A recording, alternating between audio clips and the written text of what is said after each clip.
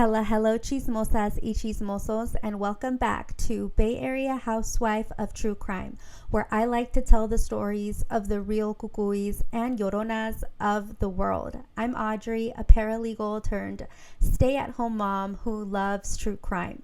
The cases I cover are wild, topics may be triggering. Viewer and listener discretion is strongly advised. The people mentioned are innocent until proven guilty in court. With all that being said, grab your hot Cheetos and let's get started on today's case. Anthonette Christine Cayedito was born on December 25, 1976 in Gallup, New Mexico. She was born to a Navajo Nation mother named Teresa, aka Penny Cayedito, and a Hispanic Italian father named Larry Estrada. Penny and Larry were separated, and by all accounts, Anthonette was raised by her mom, Penny. Penny had two more daughters, Sanita, aka Sadie, and Wendy, from a different relationship with her husband, Anthony Montoya. That relationship ended in a divorce. Penny, 9-year-old Anthonette, 7-year-old Sadie, and 5-year-old Wendy lived on Arnold Circle in Gallup, New Mexico. Larry Estrada had a new wife and lived on the north side of Gallup. Anthonette was only 9 years old when she went missing between 3 and 7 a.m. on April 6, 1986 from Gallup, New Mexico. In the first articles of Anthonette's case, it is reported that Penny last saw her daughter Anthonette alive early Sunday morning before she left for work and left the girls in the care of a babysitter. After work, she went out with her friends to the Talk of the Town Tavern. Penny returned home shortly after midnight on Sunday. Anthonette was so happy to have her mom home from work that they stayed up talking until 3 a.m.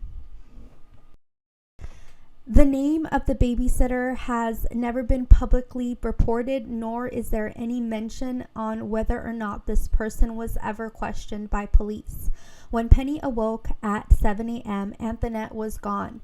She started looking for Anthonette right away, canvassing the neighborhood, screaming her name, but she did not call the police until 11 a.m. to report her missing. Some articles say that she did not call to report her missing until 8 p.m. on April 6 of 1986.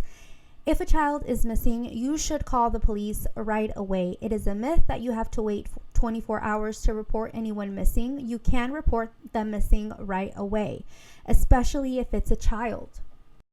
In Penny's defense, by the admission of the Gallup police themselves, in 1986, their policy was to tell people who would report someone missing that they did have to wait 24 hours. Around the same time, at 6:30 a.m., the neighborhood was looking for a missing dog. Penny's then live-in boyfriend claimed that the members of that search party told him that Anthonette was with them helping. A witness recalled seeing an old brown truck with New Mexico license plates drive up by the Cayedito home in the middle of the night on April 6, 1986, between 3 a.m. and 7 a.m., park, and a man got out and approached the Cayedito home. The witness cannot give a description of the man or anything else after seeing him approach the home, as she was not really paying much attention. After the 5th day of being missing, police detective Danny Ross was already looking into the case as a possible abduction, saying that, and I quote, "if she had gone with someone willingly, contact would have been made by now," unquote. Anthonette's parents felt that she must have gone willingly with someone that she trusted.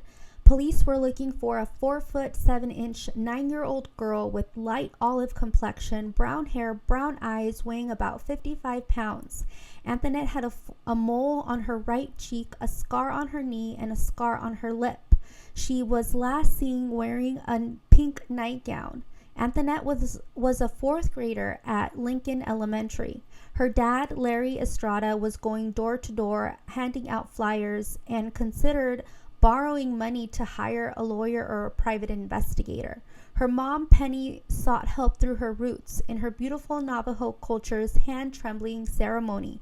According to the Native Health database, hand trembling is used to determine a diagnosis, to locate property which has been lost or stolen, to find water in a strange territory, or finding persons, and for predicting the outcome of a war or raid or a hunting venture.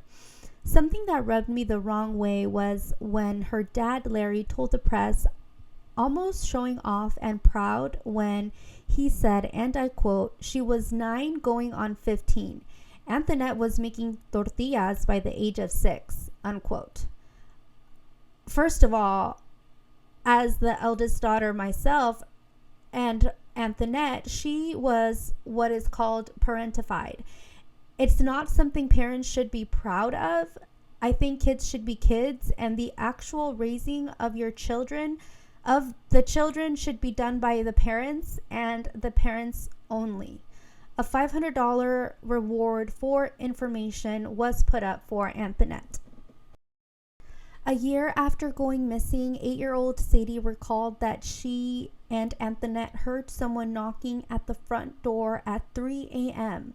They did not know who the man was, so they did not answer the door and went back to bed. Then they heard someone knock for the second time. Sadie heard Anthonette get up to see who it was. She didn't hear anything after, so she went back to sleep. 1 year and 6 days after going missing, on April 12, 1987, a call to the Gallup, New Mexico police that originated from Gallup occurred.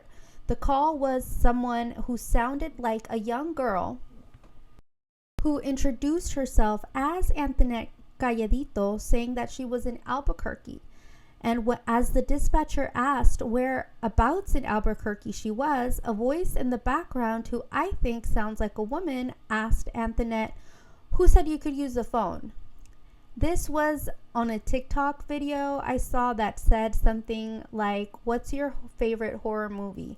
Mine is Anthonette Cayedito trying to save herself by calling the police and getting caught. Some people think that this phone call was a hoax, or it was staged to make it seem like Anthonette was still out there. Regardless, the person who dialed the Gallup police non-emergency line dialed them directly. On September 5th, 1989, 3.5 years after Anthonette's disappearance, her dad, Larry Estrada's sister, 23-year-old Luisa Estrada, went missing as well. Luisa Estrada was disabled and luckily found safe a month later in Ciudad Juarez, Mexico. Authorities have no reason to believe that Anthonette and Luisa's disappearances are related. They say lightning doesn't strike twice in the same place, which is why I think it's just so odd that something so tragic like this would happen again for this family.